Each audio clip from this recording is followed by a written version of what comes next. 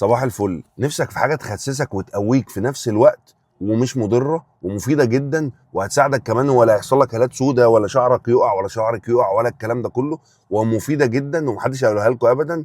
بصوا بقى، ركزوا معايا في الوصفه دي، سهله جدا وسريعه، واللي مش عامل متابعه يعمل متابعه بسرعه، لان ان شاء الله هفيدكم قوي قوي بامر الله الفتره الجايه. بصوا بقى، هي عباره عن ايه الحاجه اللي تشبعني وتخسسني وكمان تقويني في نفس الوقت، وحاجه طبيعيه لا من الصيدليه ولا من اي حته، بدون كلام كتير. هنقوم جايبين كوبايه ميه نغليها عادي خالص زي الشاي كده، وهنطلعها نكبها في ازاز، في كوبايه ازاز.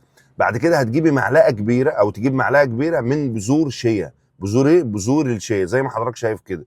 هتقوم حاطينها على كوبايه الميه دي وتسيبها 10 دقائق، ونحط عليها ربع معلقه عسل ونص ليمونه. طب لو في مشاكل في جدار المعده بلاش نص الليمونه، وربع معلقه العسل، ومش هتضايقك وكمان هتخسسك ما تقلقش.